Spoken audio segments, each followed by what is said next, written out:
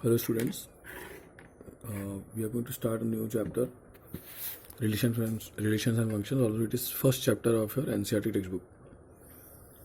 So basically relations and functions you have studied in 11th standard.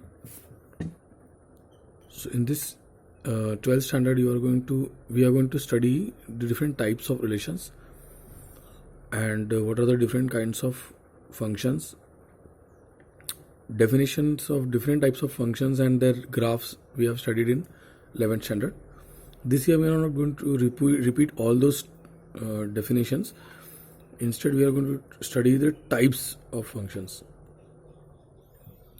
Okay, so basically relation, everyone knows that it is a subset of a Cartesian product. Suppose there is a set A comprising of 1 and 2 elements, then A cross A, everyone knows, using Venn diagram, using arrow diagram you can show it 1 2 1 2 like this. As many possible pairing you can do it, that will give you the Cartesian product. A cross A is nothing but 1 paired to 1, then second order pair 1 comma 2, 2 comma 1, 2 comma 2. So it says that relation is basically, it is one of the subset of this Cartesian product, and specifically A cross A is called as universal relation. A cross A, this relation, see, relation is set of ordered pairs. Relation itself is it is Cartesian product can be called as a relation. It is a relation which is universal relation. Universal relation. If a relation R is defined on a Cartesian product, and if it is equal to the Cartesian product is itself to itself only, it is is given, then the relation R defined on that particular set will be called as the universal relation.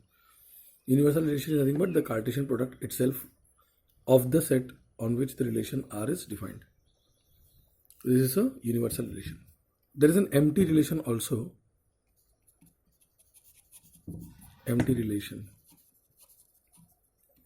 If none of the element is of a set A is related to any of the element, then we call it as an empty relation. R is phi. Phi. Empty relation means phi. Universal relation, empty relation. Okay. These are all last year we have studied. Just I am revising. Then we have identity relation. Identity relation. Identity relation is nothing but, suppose there is a set, there is a relation R defined on set A, such that it is set of all ordered pairs x comma y, such that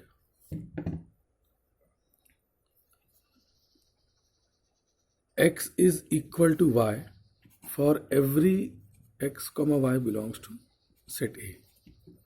Or instead you can write like this, ordered pair x comma f, such that x belongs to A. Like this also you can express. It is an empty relation. Identity relation. When we talk about the graph of relation, we generally look into the relations as functions. When we consider functions, then we'll study the graph. That is done in 11th standard. Just few recalling of the concepts, previous knowledge.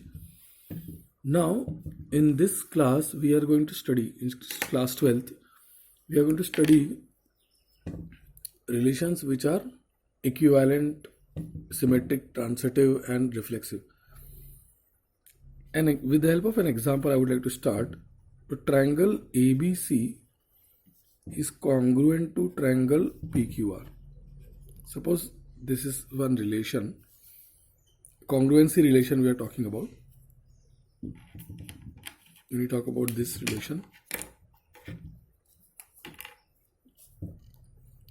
I claim that this relation is reflexive. That means every triangle is a reflection of itself. So I will write triangle ABC is congruent to itself. Then this will become, then congruency relation is reflexive. Then I will say that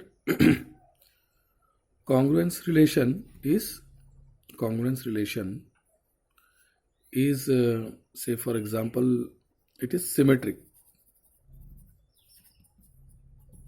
Symmetric means, then suppose triangle ABC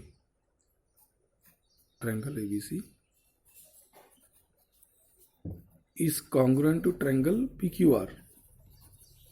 Then I will say this implies triangle PQR is congruent to triangle ABC. If you are following this path, then the reverse path is also possible. So this is symmetric. Symmetricity relation is like this. So congruence relation is symmetric. Then third relation is congruence relation is transitive as well.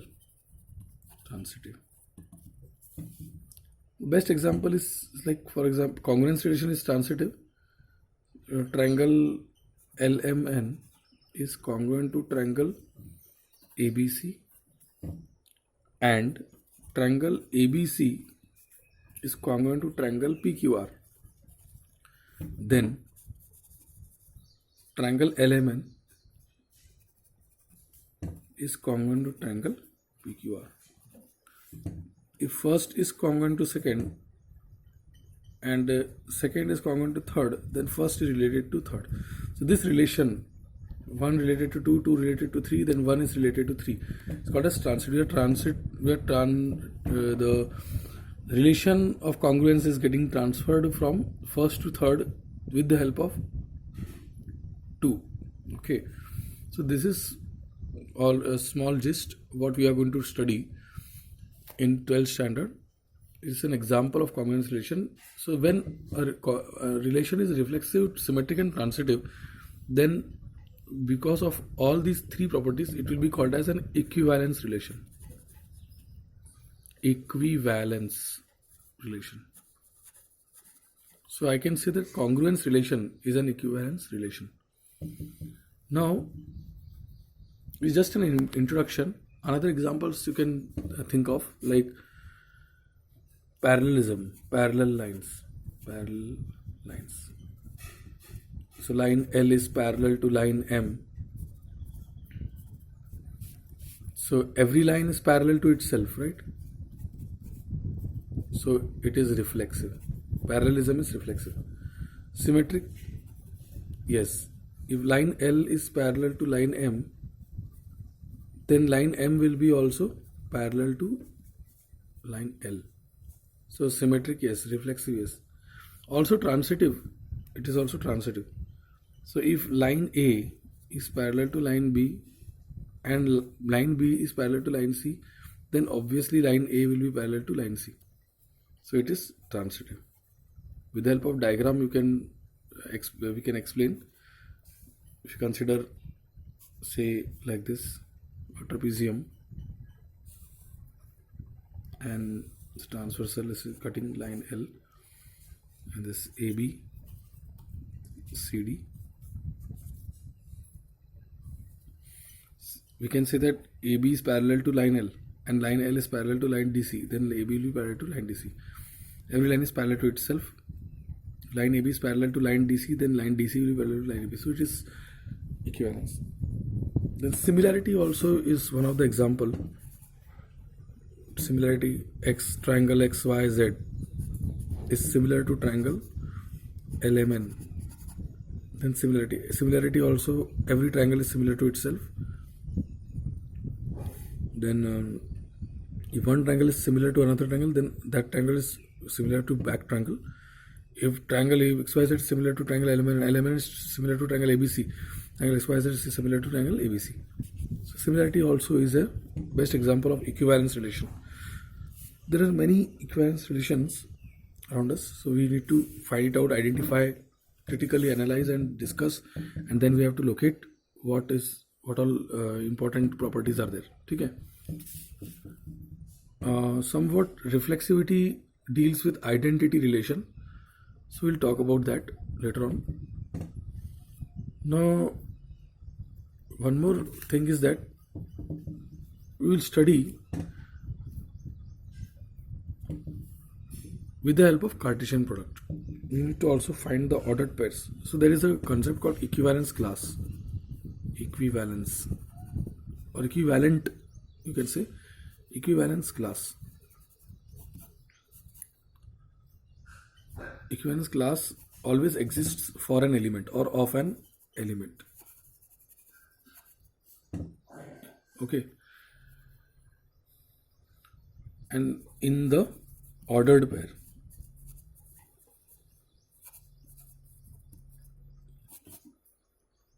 So it is just a small introduction for relations and functions, and I will introduce with the help of a statement, opening statement, that every function is a relation, but every relation is not a function.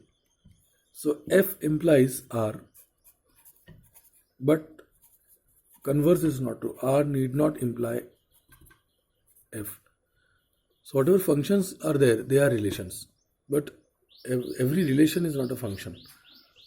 Okay. Only those relations which are either 1-1 and 1-1 onto and many one.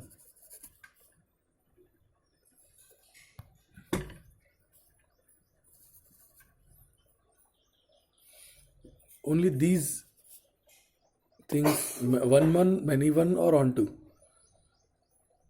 Okay, onto also along with these conditions, they are only the functions.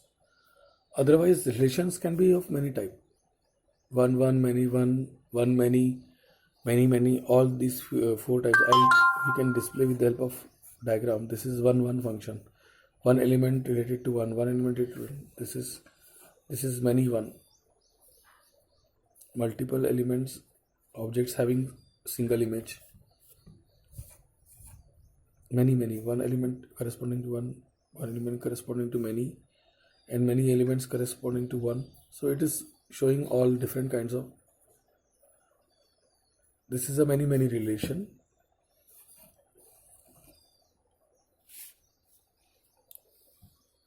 Okay.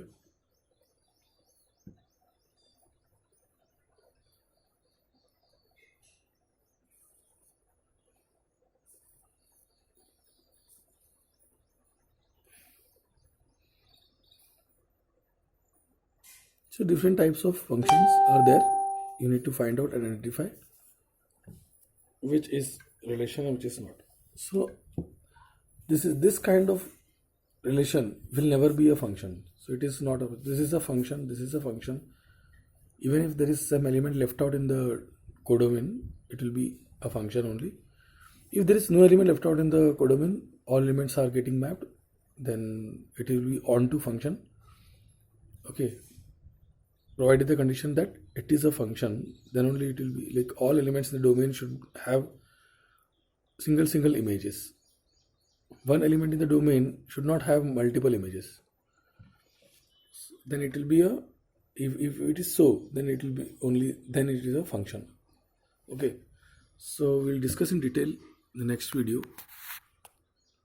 about relations and functions, equivalence relation, and we'll take some exercise questions. I'm posting this video. If you have any doubt, you can ask. Much more detailing is needed because relations are not those topics which easily you will get, you will understand. You need to do it properly. First, you have to understand the concept, and then we should go for different illustrative examples. Okay.